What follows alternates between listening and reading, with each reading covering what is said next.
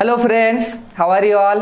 आज आपण एक नवीन टॉपिक स्टार्ट करतोय, magnetic fields due to electric current. In NCERT book, the title of this topic is Moving Charges and Magnetism, and in State Board book, the topic title is Magnetic Fields Due to Electric Current.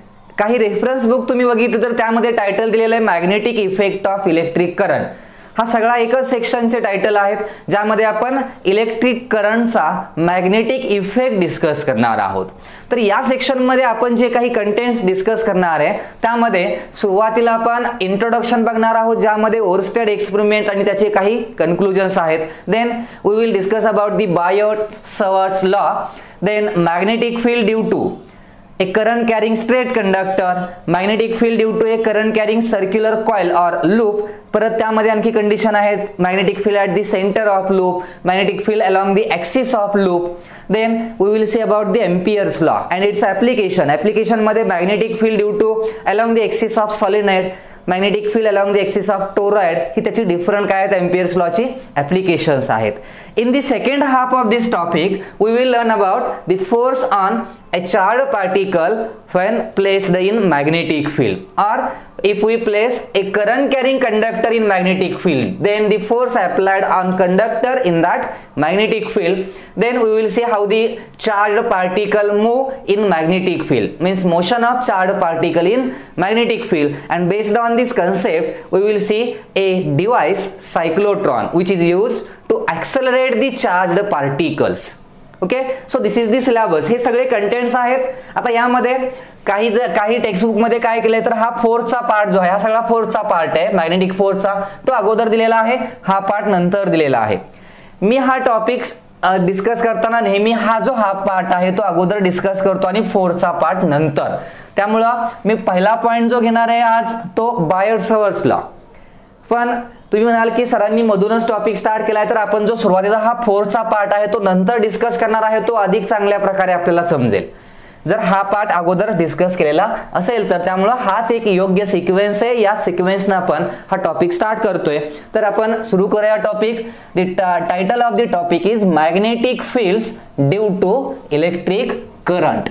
आपल्याला आतापर्यंत एकच field माहित होती, electric charge माहित आहे and the electric field because of that electric charge. आपल्याला आतापर्यंत एखादा चार्ज माहित असेल, पॉझिटिव्ह चार्ज, क्यू सिम्बॉल, आणि या चार्जच्या सराउंडिंग स्पेस मध्ये असे काय असते, या चार्जची इलेक्ट्रिक फील्ड असते.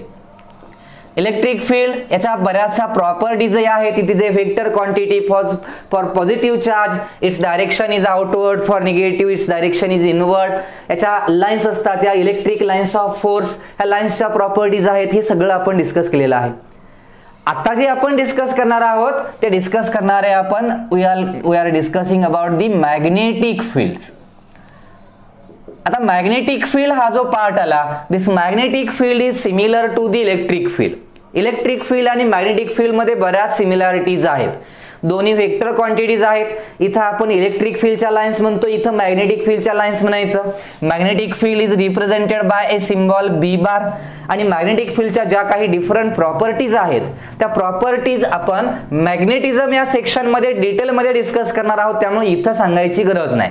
आता आपल्याला काही गरजेचे जो पार्ट आहे मॅग्नेटिझमशी रिलेटेड, मॅग्नेटिक फील्ड म्हटलं की आपल्याला मॅग्नेट आठवतो. बार मॅग्नेट आपल्याला माहित आहे, आपण बार मॅग्नेट कन्सिडर करतो मॅग्नेटिक फील्ड आली की. And because of this bar magnet there is a magnetic field in the surrounding space.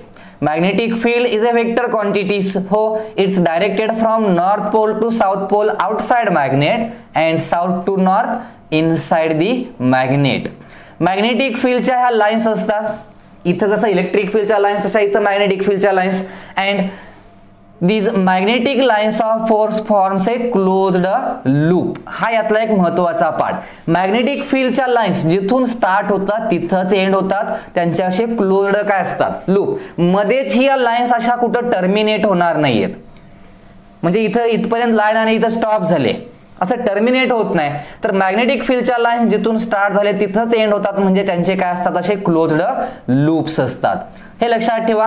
आणि डायरेक्शन, मॅग्नेटिक फील्डची डायरेक्शन कशी, magnetic field is directed from north pole to south pole outside magnet. these lines enter into the magnet from south pole and leaves the magnet from north pole. Magnetic field is represented by symbol B. Its unit is Weber per meter square or Tesla. हे सगळं आपण अगदी detail मध्ये magnetism section मध्ये बार मॅग्नेटच्या ज्या concept आहेत त्यात discuss करणार आहोत. आता लक्षात ठेवा इथे सिम्बॉल मॅग्नेटिक फील्डचा symbol B, unit weber per metre square और टेस्ला, इट्स डायरेक्शन आणि मॅग्नेटिक फील्डच्या लाईन्स. आता इथं आहे या कंडिशन मध्ये मॅग्नेटिक फील्डची डायरेक्शन एखाद्या पॉइंटला घ्यायची असेल तर suppose this is point P आणि मी जर विचारलं या P पॉइंटला मॅग्नेटिक फील्डची डायरेक्शन कशी आहे तर काय करतो आपण, we draw here a tangent and if we draw the tangent at this point P, this P point gives the direction of magnetic field, sorry, this tangent gives the direction of magnetic field at point P. त्या tangent वरून आपल्याला त्या पॉइंटला असलेली magnetic फील्डची direction कळते. हे माहिती आहे आपल्याला, इलेक्ट्रिक फील्ड मध्ये आपण हे यूज केले. त्या सगळ्या प्रॉपर्टी तिथे घ्यायचे. डिफरन्स एवढाच, इलेक्ट्रिक फील्डचे जे लाईन्स असतात त्यांचे क्लोज्ड लूप होत नाहीत. This line starts from positive charge ends on negative charge. पण इथं तसं नाहीये, नॉर्थ पोल पासून लाईन स्टार्ट झाल्या तरी एंड ह्या नॉर्थ पोल वरतीच होतात. म्हणजे यांचे काय असतात, क्लोज्ड लूप असतात. या काही बेसिक कंडिशन्स आहेत आणि या टॉपिक मध्ये आपल्याला जास्त मॅग्नेटिक फील्डच्या प्रॉपर्टीजची गरजही नाहीये. आपल्याला फक्त बघायचं इथं मॅग्नेटिक फील्ड का तयार होते, why the magnetic field is produced किंवा कशामुळे होते. ओके, तर आता इथं टायटल काय आहे टॉपिकचं, magnetic fields due to electric current. तर इलेक्ट्रिक करंटमुळे मॅग्नेटिक फील्ड का तयार होते, तर याची जी डिस्कवरी आहे ती डिस्कवरी स्टार्ट होते एका एक्सपेरिमेंट पासून and that experiment is Oersted experiment, a very important experiment in the discovery of electromagnetism. एक खूप महत्वाचा शोध होता हा ओरस्टेड एक्सपेरिमेंट. हान्स ओरस्टेड 1820 मध्ये या सायंटिस्टनं ऍक्च्युली याला हा एक असा अपघातानं मिळालेला ही डिस्कवरी आहे. कारण याला हे एक एक्सपेरिमेंट करताना त्याला काही ऑब्झर्वेशन्स दिसली होती आणि त्या ऑब्झर्वेशन्स वरून त्याने एक नवीन डिस्कवरी आपल्याला दिलेली. मग हा सायंटिस्ट ज्यावेळी एक एक्सपेरिमेंट करत होता, एक्सपेरिमेंट म्हणजे या टाइप मध्ये एक एक्सपेरिमेंटचा सेटअप होता. स्टँड येथे and here there is a current carrying conductor placed on this stand. एक कंडक्टिंग वायर आहे सपोज. ओके, या वायरच्या अक्रॉस एक सेल कनेक्ट केलेला आहे. इथे एक की आहे and because of this cell a current I passes through this conductor. या कंडक्टिंग वायर मधून करंट पास होतोय आणि किती करंट पास होतोय तो I. आणि मग असा तो एखादा एक्सपेरिमेंट करत होता. त्यावेळी या सेटअप, ज्यावेळी इथं हा सेटअप होता त्याच वेळी इथं असं या वायरच्या खाली एक कंपास निडल प्लेस केलेली होती. या टाइप मध्ये इथं काय होती, एक कंपास निडल होती. आणि मग त्याला असं ऑब्झर्व करायला मिळालं की ज्यावेळी त्यानं या वायर मधून करंट पास केला, वायर मधून त्यानं काय पास केला, करंट पास केला, त्यावेळी ही निडल काय झाली तर डिफ्लेक्ट झाली. This needle gets deflected in this direction. अशी ही निडल त्याला, म्हणजे हे कंपास असं आहे इथं प्लेस केलं आणि ही निडल काय झाली, अशी अगोदर अशी होती, डिफ्लेक्ट झाली. निडल डिफ्लेक्ट झाली. नंतर त्यानं करंट ऑफ केला, हे स्विच ऑफ केला, की ऑफ केली तर त्याच्या लक्षात आलं निडल परत आहे तशी आहे त्या पोझिशनला रिटर्न आली. परत त्यानं की ऑफ ऑन केली, करंट पास केला, निडल परत डिफ्लेक्ट झाली. आणि आपल्याला माहित आहे निडलला डिफ्लेक्ट करायचं असेल तर मॅग्नेटिक फील्डच्या एखाद्या, म्हणजे सपोज एक बार मॅग्नेट आहे आणि मी इथे एक असं कंपास निडल प्लेस केली, तर आपल्याला माहित आहे हे कंपास निडल जी बार मॅग्नेटच्या मी जवळ आणली की ती निडल काय होते, डिफ्लेक्ट होते. नाहीतर ती कशामुळेही डिफ्लेक्ट होत नाही. So this compass needle gets deflected only if there is a magnetic field in surrounding space. म्हणजे दुसऱ्या एखाद्या मॅग्नेटची मॅग्नेटिक फील्ड असेल तरच ती कंपास निडल काय होते, डिफ्लेक्ट होते. मग ही कंपास निडल का डिफ्लेक्ट होते, इथं तर मॅग्नेट नव्हता. मॅग्नेट नाही पण काय आहे, इथं एक कंडक्टर आहे and we pass a current through this conductor and when we pass the current through this conductor this needle gets deflected. त्यानं थोडं अजून याच्या चेंजेस करून बघितलं आणि पोलॅरिटी चेंज केली सोर्सची. पॉझिटिव्ह निगेटिव्ह टर्मिनल अपोजिट करून बघितलं, इकडं पॉझिटिव्ह इकडं निगेटिव्ह जोडलं आणि परत करंट पास केला. काय चेंज होईल आता, करंटची डायरेक्शन चेंज होईल. इकडं करंट पास केला तर मगाशी सपोज असं होतं नॉर्थ साऊथ पोल आहे आणि डिफ्लेक्शन झाल्यावर इकडं नॉर्थ आणि इकडं काय आला, साऊथ आला, अशी डिफ्लेक्ट झाली.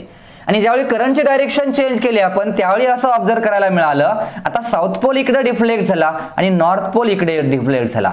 म्हणजे करंटची डायरेक्शन चेंज केली की निडल डिफ्लेक्शन अपोजिट डायरेक्शन नव्हते पण निडल डिफ्लेक्ट होते. याचा अर्थ ही निडल डिफ्लेक्ट होते म्हणजे there should be A magnetic field in surrounding space. कारण निडलला फक्त आणि फक्त मॅग्नेटिक फील्डच डिफ्लेक्ट करू शकते आणि ही निडल डिफ्लेक्ट होते याचा अर्थ इथं मॅग्नेटिक फील्ड तयार होते. आता इथं दुसरं तर काहीच नाही, फक्त वायर आहे आणि फक्त करंट पास होत नसेल तर निडल डिफ्लेक्ट होतही नाहीये. करंट यातून पास होतोय त्याच वेळी निडल डिफ्लेक्ट होते. करंट ऑफ केला की निडल आहे त्या पोझिशनला रिटर्न येते. म्हणजे इथं मॅग्नेटिक फील्ड तयार होतेच आणि ती कुणामुळं, तर जर या वायर मधून करंट काय होत असेल, पास होत असेल तरच ती मॅग्नेटिक फील्ड तिथं तयार होते. या वायर मधून पास होणारा करंट बंद केला, ऑफ केला की परत ती तयार झालेली मॅग्नेटिक फील्ड ही डिसअपियर होते म्हणजे निघून जाते. मग या ऑब्झर्वेशन्स वरून ओर्स्टेननं काही कन्क्लुजन सांगितली. कन्क्लुजन्स म्हणजे त्यानं काय सांगितलं, याचं फर्स्ट कन्क्लुजन होतं a current carrying conductor or moving charges. काय सांगतोय बघा, करंट कॅरिंग कंडक्टर और मूविंग चार्जेस. आता करंट म्हणजे काय, करंट इज द मोशन और flow of charges, so we call it as moving charges. Current carrying conductor और moving charges produces a magnetic field in surrounding space. म्हणजे यानं सांगितलं की एखाद्या कंडक्टर मधून करंट पास केला किंवा चार्जेस मोशन मध्ये असतील तर ते चार्जेस जे आहेत किंवा करंट जो आहे तो त्या वायरच्या सराउंडिंग स्पेस मध्ये काय तयार करतो, मॅग्नेटिक फील्ड तयार करतो. हे याचं फर्स्ट कन्क्लुजन होतं. सेकंड, डायरेक्शन बघा, तयार झालेल्या मॅग्नेटिक फील्डची डायरेक्शन, करंटची डायरेक्शन चेंज केली की निडल अपोजिट साइडला डिफ्लेक्ट झाली. याचा अर्थ त्या तयार झालेल्या मॅग्नेटिक फील्डची डायरेक्शन ही करंटच्या डायरेक्शन वरती डिपेंड आहे. सो सेकंड कन्क्लुजन त्याचं होतं डायरेक्शन्स रिलेटेड. ते direction of induced magnetic field, इथं जी काही मॅग्नेटिक फील्ड इंड्यूस झाले ते direction of induced magnetic field is depends on the direction of current. या तयार झालेल्या मॅग्नेटिक फील्डची डायरेक्शन ही कशावरती डिपेंड असते, it depends on the direction of current. आणि तिसरं कन्क्लुजन याचं होतं, तर if we switch off the current passing through this wire मधून पास होणारा करंट स्विच ऑफ केला then the magnetic field induced magnetic field disappears. म्हणजे करंट पास होत नसेल वायर मधून तर कुठल्याही टाईपची मॅग्नेटिक फील्ड इथं तयार होत नाही.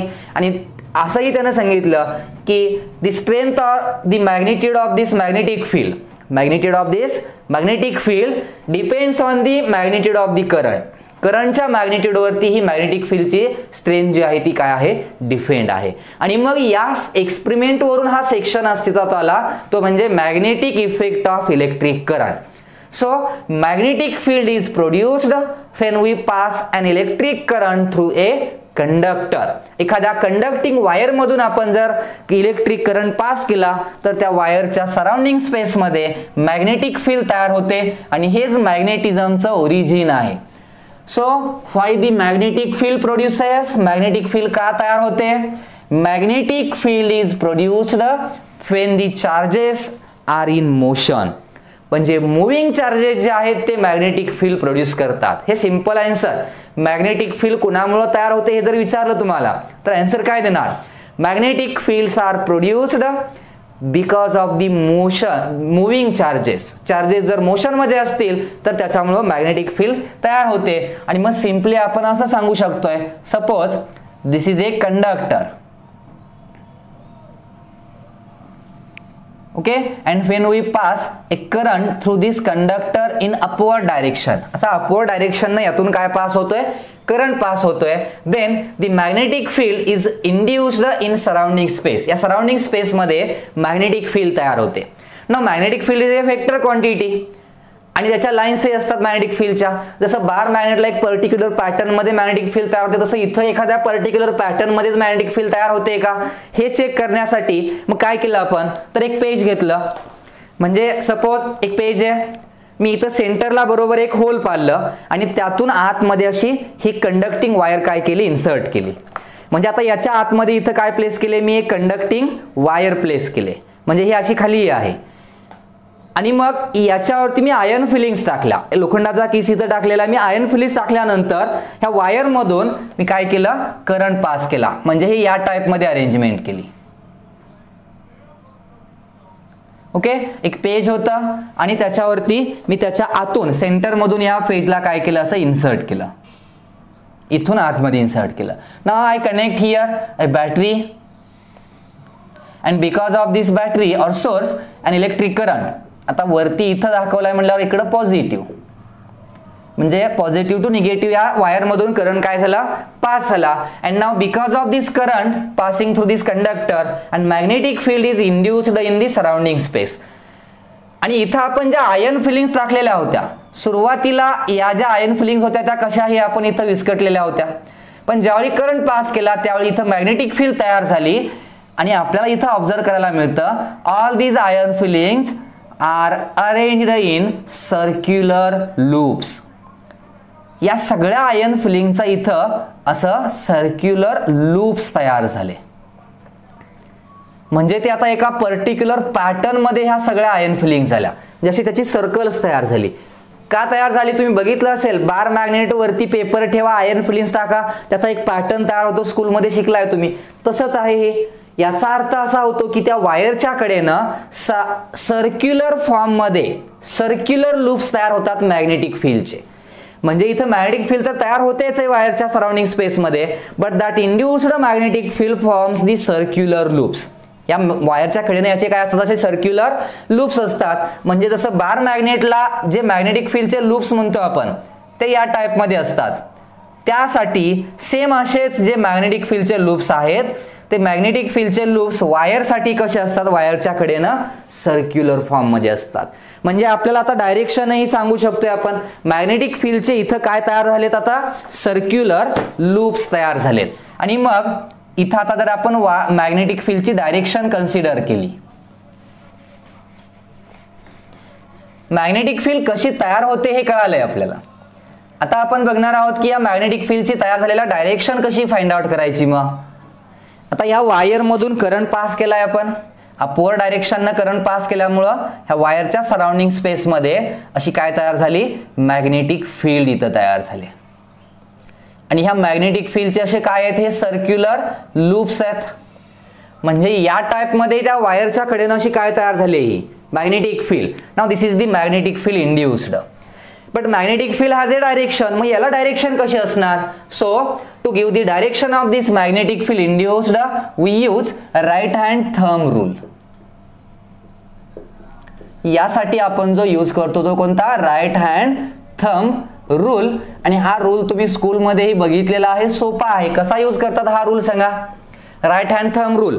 राईट हँड थंब रूल मध्ये we consider a current carrying conductor, आणि इमॅजिन करा, imagine that a current carrying conductor is held in your right hand such that thumb points the direction of current. म्हणजे आपण कंडक्टरला आपल्या उजव्या हातामध्ये धरायचे, current या कंडक्टरचा कुठं फ्लो होतोय, अपवर्ड. तर आपल्याला थंब जो आहे तो थंब त्या करंटची डायरेक्शन दाखवतोय. Thumb points the direction of current. Then these curl fingers, या ज्या कर्ली फिंगर्स आहेत, these curl finger shows the direction of induced magnetic field. ह्या कर्ली फिंगर्स दिसत आहेत, ह्या कर्ली फिंगर्स म्हणजे इथं तयार झालेल्या मॅग्नेटिक फील्डची काय असते, डायरेक्शन असते. Now here current is flowing upward, म्हणजे आपण या कंडक्टरला असं जर प्लेस केलं, so thumb shows the direction of current, so the magnetic field induced will be like this. आता इथं डायरेक्शन जर घ्यायची असेल तर करंट वरती आपल्याला माहिती आहे तयार झालेल्या इंड्यूस झालेल्या मॅग्नेटिक फील्डची डायरेक्शन डिपेंड असते. This is our current carrying conductor and this will be the magnetic field induced in surrounding space. Surrounding space मध्ये तयार झालेली ही काय आहे, आपली मॅग्नेटिक फील्ड आहे. Now use this rule, right hand thumb rule. Current is flowing upward, so it will be like this. आता याला clockwise anti clockwise म्हणू शकतोय आपण. मॅग्नेटिक फील्ड इकडं तयार होते, म्हणजे इथं आता बघा हे सर्कल पाठीमागून पुढे येणार, so this direction will be like this. Here it will goes inward, हे पाठीमागचा पार्ट आहे, like this. A magnetic field is produced, B bar. म्हणजे या टाईपमध्ये मॅग्नेटिक फील्ड तयार झाली. इकडून ह्या लाईन्स ज्या आहेत त्या बाहेर येतात, मॅग्नेटिक फील्ड इकडे डायरेक्शन आउटवर्ड आहे आणि इथून काय होत आहेत त्या आतमध्ये. हे सर्कल उभं नाही, हे आडवं सर्कल आहे. It will be like this. So मी जर असं विचारलं की या बी पॉइंटला इथं मॅग्नेटिक फील्डची डायरेक्शन किती आहे, हा सर्क्युलर आर्क आहे, कर्व आहे आणि कर्व लाईन्स असतील तर आपण काय करतो, we draw here a tangent. So this will be the direction of magnetic field at point P. या पी पॉइंटला असलेल्या मॅग्नेटिक फील्डची ही काय डायरेक्शन, हे वरती आहे का सांगा, नो हे वरती नाही. मग आपण वरती एक्झॅक्टली ड्रॉ नको करायला, याला असं थोडं मी ड्रॉ केलं. B bar, this is the magnetic field going inward. हे सर्कल असं आतून बाहेर येणार आहे आणि इकडून परत आत जाणार आहे. So magnetic field at this P point P will be directed inward. आता मॅग्नेटिक फील्ड इनवर्ड आहे. इनवर्ड फील्ड असेल तर आपण समजा एक ॲरो आहे, आपला जो बो असतो धनुष्यबाणातला एक बाण जर आपण कन्सिडर केला आणि तो असा इकडे आत जातोय असं दाखवलं आपण, डायरेक्शन दाखवण्यासाठी मॅग्नेटिक फील्डची, तर तो इनवर्ड आहे. आता ॲरो कसा इनवर्ड, पाठीमागून जर बघितलं तर बघितलाय धनुष्यबाण तुम्ही, पाठीमागे एक फ्लॉवर असतं आणि पुढे असा शार्प एज असतो. मग आता हा ॲरो आतमध्ये जातोय तर आपल्याला पाठीमागून बघताना ॲरोचं ते फ्लॉवर दिसेल आणि त्यासाठी आपण जे सिम्बॉल यूज करतो, अगोदर मी सिम्बॉल दाखवतो, एक क्रॉस काढायचा आणि एक स्मॉल असं सर्कल काढायचं. क्रॉस म्हणजे हे फ्लॉवर आहे, हा ॲरो आतमध्ये चाललाय, मग पाठीमागून आपल्याला ॲरोचं काय दिसणार, फ्लॉवर दिसणार. म्हणजे ते पाठीमागं असलेलं फ्लॉवर टाईप जे आहे ते दाखवण्यासाठी आपण क्रॉस दाखवतोय. आणि मग जर इथं मी असा क्रॉस ड्रॉ केला तर या क्रॉसचं मिनिंग काय, मग this cross represents the magnetic field going inward. हे उगच नाहीये, क्रॉसचं मिनिंग काय, इथं मॅग्नेटिक फील्ड आहे आणि मॅग्नेटिक फील्ड कुठे आहे, गोइंग इनवर्ड. आता इथं सांगा मग मॅग्नेटिक फील्ड कशी असेल ॲट दिस पॉइंट. आता इथं हे सर्कल असं बाहेर येणार आहे.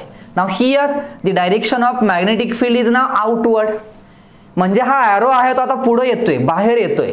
मग आपल्याला ते फ्लॉवर दिसेल का, पुढचा तो शार्प पॉइंट दिसेल, एज दिसेल, तो पुढचं टोक दिसेल. आणि मग फ्लॉवरच्या ऐवजी आपण डॉट असा दाखवणार.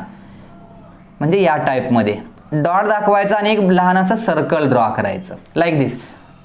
मोठं ड्रॉ करतो मी जरा, ओके. क्रॉस तर दाखवायचं नाही तर डॉट दाखवायचा असा या टाईपमध्ये. आणि असा डॉट असेल तर म्हणजे मी इथं दाखवतो होता, this dot represents the magnetic field coming outward direction. इथं जी मॅग्नेटिक फील्ड आहे आता क्यू पॉइंट म्हणा, या क्यू पॉइंटला जी मॅग्नेटिक फील्ड आहे that magnetic field will B outward. Outward येणारी म्हणजे इथं या बोर्डला अशी आहे ती परपेंडिक्युलर आहे आणि आउटवर्ड येणारी मॅग्नेटिक फील्ड तयार होते. आणि मग this magnetic field is represented by dot and magnetic field going into the plane of this board, this is represented by a symbol cross. क्रॉसचं मिनिंग या बोर्डच्या प्लेनला मॅग्नेटिक फील्ड परपेंडिक्युलर आहे पण इनवर्ड आहे.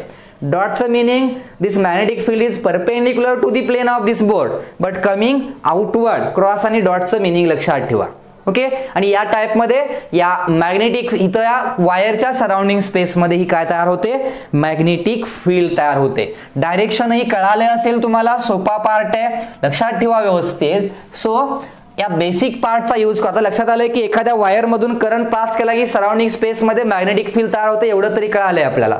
Now by using this basic concepts we will start our first point of this topic, Biot Savart's law. आता यामध्ये T silent ठेवलात, काही जण प्रोनाउन्सिएशन करताना बायो एवढंच करतात आणि सवर्ट, बायो-सावर्ट लॉ. फर्स्ट लॉ आहे आपला या टॉपिक मधला. आणि या लॉ मधून काय मिळणार आहे, this law explains the magnitude of the magnetic field induced because of a current carrying conductor. एखाद्या करंट कॅरिंग कंडक्टर मधून जर मॅग्नेटिक फील्ड पास केली तर करंट पास केला तर त्याच्या सराउंडिंग स्पेस मध्ये जी मॅग्नेटिक फील्ड तयार होते त्याची मॅग्निट्यूड कशी कॅल्क्युलेट करायची किंवा ती तयार झालेली मॅग्नेटिक फील्ड कशावरती डिपेंड असते, मॅग्नेटिक फील्डची स्ट्रेंथ, मॅग्निट्यूड ही लार्ज असणार, स्मॉल असणार, हे कोणकोणत्या पॅरामीटरवरती डिपेंड आहे, हे सगळे पॅरामीटर्स आपल्याला या लॉ मध्ये सांगितलेले आहेत. आता या लॉ साठी मी इथे कन्सिडर करतो, suppose we have a current carrying conductor of any shape.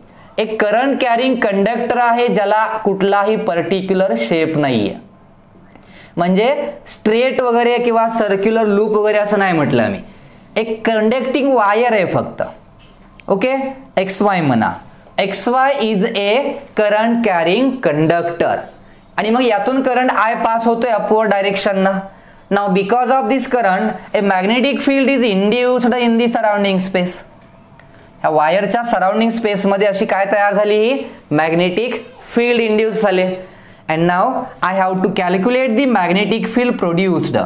Suppose मी एक पॉइंट घेतो इथं P पॉइंट, आणि या P पॉइंटला किती मॅग्नेटिक फील्ड आहे इंड्यूस झालेली ती मला इथं काय करायचे, कॅल्क्युलेट करायचे.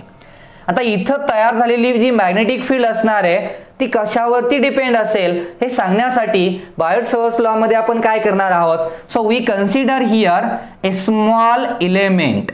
सपोज मी इथं काय केला, एक स्मॉल इलेमेंट घेतला, वायरचा एक स्मॉल पार्ट कन्सिडर केला, एवढा पार्ट कन्सिडर करतो. कंप्लीट वायरचा विचार आता करायचा नाही, मी या वायरचा हा एक स्मॉल पार्ट कन्सिडर केलाय and the length of this part is DL.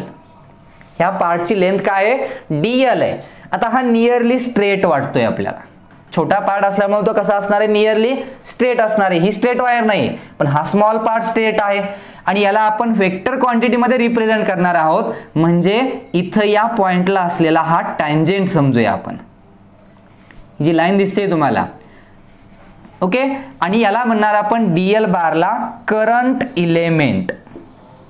याला काय म्हणायचं, करंट इलेमेंट, कारण त्यातून करंटही पास होतोय. Current passing through this DL bar is I. यातून पास होणारा करंट किती आहे या स्मॉल पार्ट मधून, I. म्हणजे I एवढा करंट ह्या वायर मधून काय होतोय, पास होतोय. Current has a direction, so we call it as a vector quantity. आपण या करंट इलेमेंटला वेक्टर क्वांटिटी म्हणणार आहोत. So direction of DL bar is represented by this tangent. हा जो डॉटेड लाईन मी दाखवतोय ही म्हणजे या DL बारची काय झाली, डायरेक्शन झाली. म्हणजे इथून पुढे मी DL बार असं लिहिणार आहे, लेंथ असली तरी ती वेक्टर क्वांटिटी आहे because it is a current element. एक स्मॉल इलेमेंट आहे वायरचा ज्यातून करंट पास होतोय आणि मग आपण तेवढाच पार्ट कन्सिडर केल्यामुळं त्या पार्टला एक डायरेक्शन असते. करंटचे डायरेक्शन समजा, करंटचे डायरेक्शन म्हणजे ह्या DL बारची डायरेक्शन आणि मग त्याला आपण म्हटलंय DL बार. ओके, आता इथं पूर्ण वायर विसरायची. आपण असं कन्सिडर करूया की इथं वायरच नाही, एवढाच पार्ट आहे. किती लेंथ आहे या वायरची आता, DL bar. Okay, DL is the length of this wire and suppose this P point is at a distance of R from the DL बार. ह्या P पॉइंटचं डिस्टन्स जे आहे या DL पासून किती आहे, R. And this, if we represent it in vector form, then R bar will be the position vector of this point P. R bar हा काय झाला इथला, पोझिशन वेक्टर झाला. and the angle between this DL bar and R bar is now theta. असं consider केलं आपण. DL bar म्हणजे काय, तर हा वेक्टर, करंट वेक्टर जो म्हणणार आहे आपण इथं, करंट एलिमेंटचा हा पार्ट आहे. या दोघांमधला DL बार आणि R बार यांच्यातला अँगल किती आहे इथं आता, थीटा आहे. या P पॉइंटचं डिस्टन्स किती वायर पासून, R बार. आणि मग या P पॉइंटला या एवढ्या एलिमेंटमुळे ज्यातून किती करंट पास होतोय, I. या P पॉइंटला जी काही मॅग्नेटिक फील्ड तयार होणार आहे, we use a symbol B for magnetic field. आता ह्या पूर्ण वायरमुळे तयार झालेली मॅग्नेटिक फील्ड आहे का ही, no, this is the magnetic field because of this DL bar. So we represent it by DB, small magnetic field due to this small element. ह्या small एलिमेंटमुळे जी मॅग्नेटिक फील्ड तयार होते त्याला आपण म्हटलं इथं DB and it is also a vector quantity. So DB bar. आता DB बार म्हणजे magnetic field at point P due to this small element. Direction कशी असेल बघा याची, मॅग्नेटिक फील्ड करंट अपवर्ड जातोय, रूल यूज करा, right hand thumb rule.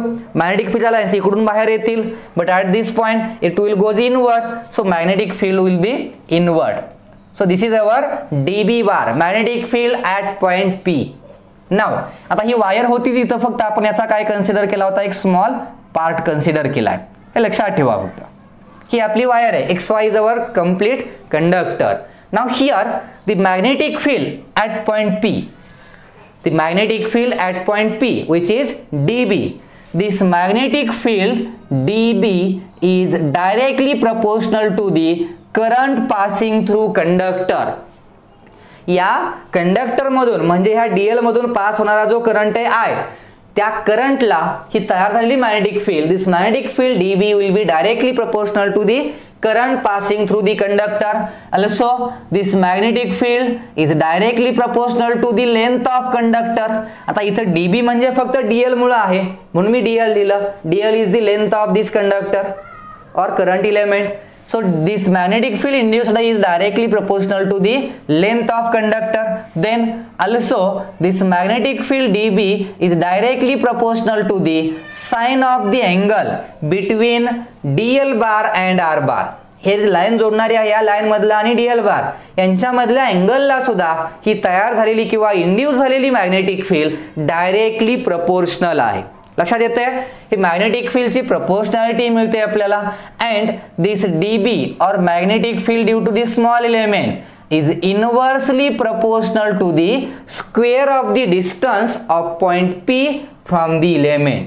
Element पासून त्या पी पॉइंटचं जे काही डिस्टन्स होतं आर, त्या डिस्टन्सच्या स्क्वेअरला ही तयार झालेली किंवा इंड्यूस झालेली मॅग्नेटिक फील्ड कशी प्रोपोर्शनल आहे, इनवर्सली. म्हणजे या 4 डिफरंट पॅरामीटर्स वरती इंड्यूस झालेली मॅग्नेटिक फील्ड डिपेंड आहे. म्हणजे या पी पॉइंटला जी काही मॅग्नेटिक फील्ड तयार होईल, this magnetic field depends on the current passing through this conductor, length of conductor, sine of the angle of this theta between dl bar and r bar, and inversely proportional to the square of the distance between the point and that element. त्या point पासून एलिमेंटचं जे distance आहे त्या डिस्टन्सच्या स्क्वेअरला ही तयार झालेली magnetic field कशी आहे, inversely proportional आहे. हे जर मी कंबाइंड एक इक्वेशन तयार केलं याचं, so DB will be directly proportional to current, length of conductor, sine of the angle theta. या तिघांना कशी प्रोपोर्शनल आहे, directly, and inversely proportional to the square of the distance. And this is our Biot Savart's law. हाच आपला काय झाला, बायो-सवर्ट law. हा आपला लॉ तयार होतो. स्टेटमेंट मध्ये लिहाल तर काय लिहिणार मग याचं statement, DB is what, DB is the magnetic field at point P due to a small current element. पूर्ण वायरची नाहीये, या फक्त लहान पार्टची आहे. So magnetic field at point P due to the small current element DL is directly proportional to the current passing through conductor, length of conductor, sine of the angle between DL bar and R bar, and inversely proportional to the square of the distance of that point from the element किंवा conductor. ह्या डिस्टन्सच्या स्क्वेअरला inversely proportional आहे. So we take here a proportionality constant K, and this K into I DL sine theta divided by R square. This is the formula for Biot Savart law. Biot Savart लॉचा हा काय झाला, formula झाला. Here this K is known as constant of proportionality and its value depends on the medium. या के ची value जी आहे ती कशावरती depend असते, मीडियम वरती. मीडियम म्हणजे इथलं हे मीडियम एअर आहे का वॉटर आहे का काय मीडियम आहे, त्या मीडियम वरती डिपेंड असते इथं तयार झालेल्या ह्या कॉन्स्टंट म्हणजे के ची व्हॅल्यू. फॉर फ्री स्पेस म्हणजे आपण म्हटलं की ते एअर किंवा व्हॅक्यूम आहे.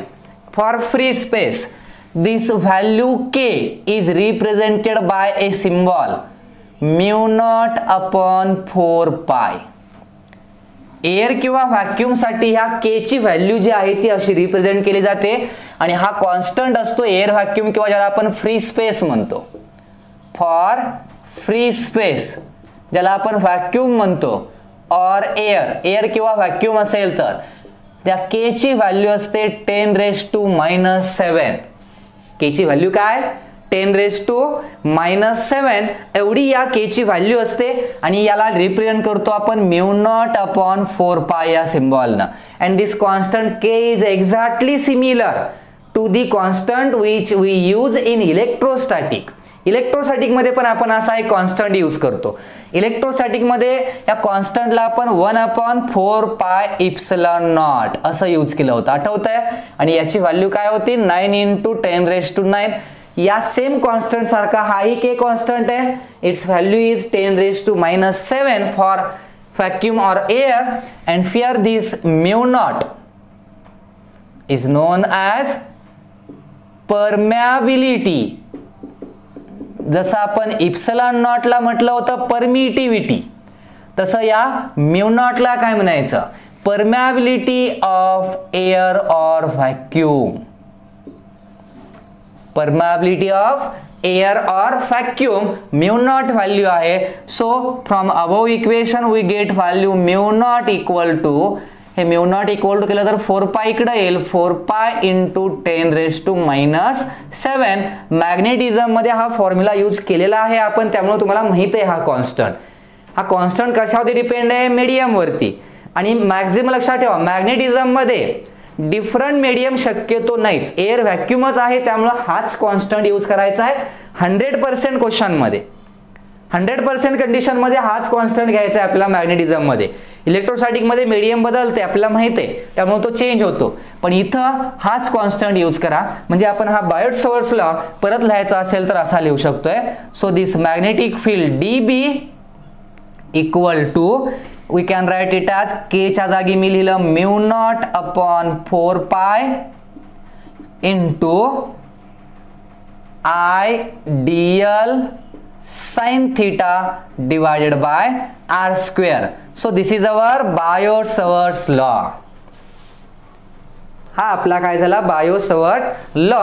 आणि या लॉवरून आपल्याला काय कळालं, the magnetic field produced at point P depends on the current, length, that angle, sin of that angle theta and distance square is inversely proportional to the square of distance.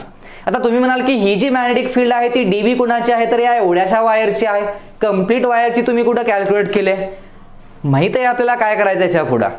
जर complete वायरनं तयार केलेली magnetic field या P पॉइंटला घ्यायची असेल तर काय करतो आपण, we do the integration of this equation. So total magnetic field B can be obtained by taking the integration of this dB. dB चं इंटिग्रेशन घेतलं की काय मिळते, टोटल मॅग्नेटिक फील्ड मिळते. मग ते त्या क्वेश्चन मध्ये डिपेंड आहे की काय दिलंय तुम्हाला, म्हणजे एवढीच वायर अशीच दिली असं नाहीये, काही दिलं असेल त्याच्यावरून आपण हे कॅल्क्युलेट करू शकतोय. लक्षात येतंय. So this is our Biot Savart's law and this law can be represented in the form of vector. Vector form मध्ये जर रिप्रेझेंट करायचं तर काय करावं लागेल, इथं वेक्टर दोन क्वांटिटी आहेत, DL बार आणि R bar. and this theta is the angle between this DL bar and R bar. आता इथं जर मी या इक्वेशनला असं अरेंज केलं, now this equation can be written as dB equal to mu naught upon 4 pi into I DL bar किंवा DL लिहिलं मी into मी R न multiply आणि डिवाइड केलं इक्वेशनला, R न मल्टिप्लाय केलं डिवाइड केल्यामुळे इथं R क्यूब होईल. Now see this term, he term काय सांगा, I सोडून DL R cos theta. DL आणि R ह्या दोन वेक्टर क्वांटिटी आहेत, DL आणि R वेक्टर क्वांटिटी आहेत. आणि आपण जर हा फॉर्म्युला यूज केला, वेक्टरचा formula A bar dot dot नाही cross, A bar cross B bar is what, it is AB sin theta. मग ह्या फॉर्म्युला यूज केला तर इथं बघा DL R sin thetaच आहे. So we can write this formula as DB equal to mu naught upon 4 pi. आता DB नाही, आता DB bar, it can be represented in vector form. DB bar equal to I into DL bar cross R bar. DL bar cross R bar म्हणजे हे DL R sin theta साठी लिहिलंय मी, divided by R cube. Okay, this is the vector form of Biot Savart law. या बायोट-सवर्ट लॉचा हा vector form आहे. आणि याच्यावर ओळखा मग DB बारची डायरेक्शन काय असेल किंवा कशी असेल. इथं लक्षात ठेवा DL बार आणि R बार यांचा क्रॉस प्रोडक्ट म्हणजे DB बार. याचा अर्थ हे IJK 3 एक्सियल सिस्टीम मध्ये यूज केलं आपण, तर हे DB बार हे या R बारला परपेंडिक्युलर आहे. कारण हे IJK म्हणजे I cap cross J cap केलं आपण तर काय असतं K कॅप. याचा अर्थ XYZ हे 3 ऍक्सिस येतात आणि तिन्ही ऍक्सिस तर एकमेकांना परपेंडिक्युलर असतात. याचा अर्थ असा लक्षात ठेवा की इथं हे जे R बार आहे हा वेक्टर पोझिशन वेक्टर, या डायरेक्शनला मॅग्नेटिक फील्ड जी तयार होते डीबी बार ही नेहमी परपेंडिक्युलर असते. इथं म्हणजे हे असं आहे, ही डायरेक्शन इकडं आणि हे डीबी बार कुठे आतमध्ये आहे, म्हणजे हे कसं एकमेकांना परपेंडिक्युलर.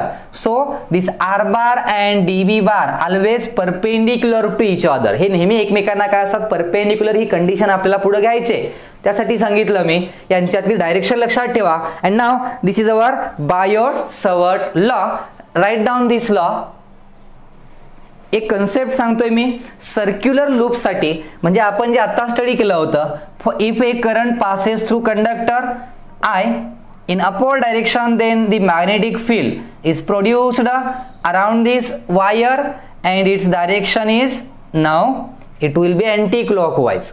डायरेक्शन कशी झाली याची, अँटी क्लॉकवाईज. हा जर डाऊनवर्ड असता करंट तर क्लॉकवाईज करंट काय झाला असता, यामध्ये प्रोड्यूस झाला असता.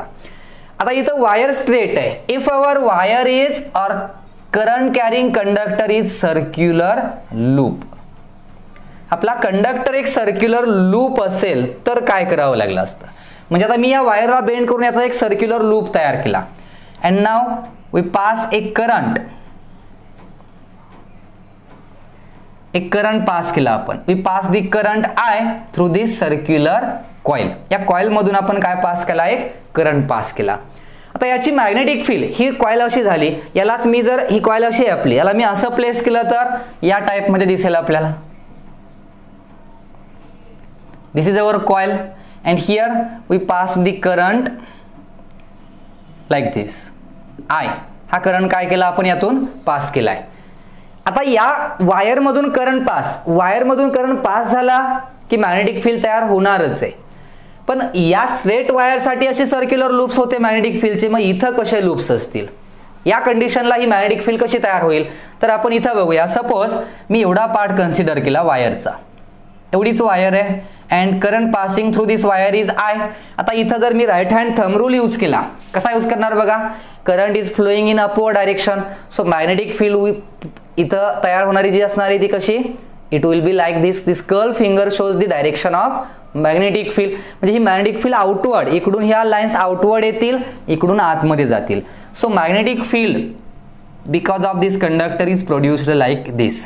डायरेक्शन अशी असेल, इकडून आतमध्ये जातील, इकडून बाहेर येतील. आता अशी सर्कल्स असतात, भरपूर सर्कल असतात असे.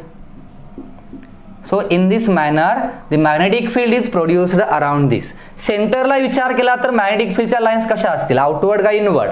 लाईन्स कशा असतील, या आउटवर्ड. आता मी इथं विचार केला तर ह्या वायरसाठी एवढा पार्ट आहे. Now for this wire current is going downward. मग इथे लॉ कसा यूज करणार, thumb rule. Current is going downward, so curl fingers will be like this. आणि करंट डाऊनवर्ड आहे, थंब इकडे केला मी, कर्ली फिंगर्स अशा आहेत. So lines enters in this side आणि या आतून काय होतील, परत बाहेर होतील. म्हणजे आपल्याला जर इथं करंट घ्यायचा असेल तर करंट कसा घेणार बघा. Here the magnetic field will be produced like this. या टाइप मध्ये इथं काय तयार होईल, magnetic field. And its direction will be lines goes inward and here all the lines are comes outward. म्हणजे इथं आउटवर्ड येतील. If we consider this part of this wire, हा पार्ट कन्सिडर केला तर now here current goes through this. कसा use करा, right hand thumb rule use करता आला तर डायरेक्शन घेता येते. Here thumb shows the direction of current, so current going in this direction, I place here thumb and now curl fingers will be like this. कॉइलच्या आतून ह्या lines बाहेर येतील आणि इकडून आतमध्ये जातील. So here magnetic field is produced like this. या टाइप मध्ये इथं मॅग्नेटिक फील्ड तयार झाले. इकडून लाईन्स काय होतील, आतमध्ये जातील बघा, इथं सॉरी बाहेर येतील, इकडं thumb. So it will be magnetic field lines are coming outward and here these lines going inward, आतमध्ये जातील. इथं विचार केला तर मला कळेल तुम्हाला मला काय सांगायचं आहे ते. आता इथं thumb will be here, so field lines वरून आतमध्ये जातील, लूपच्या आतून बाहेरच येतील. So here the magnetic field will be produced like this. या टाइप मध्ये तयार होईल. इथं बाहेर येणाऱ्या लाईन्स, इथं आतमध्ये जाणाऱ्या लाईन्स आहेत. मग सेंटरचा विचार केला तर मॅग्नेटिक फील्डच्या लाईन्स सेंटर मधून सगळ्या कुठलाही पार्ट घ्या, magnetic field lines will be comes out of this circular loop.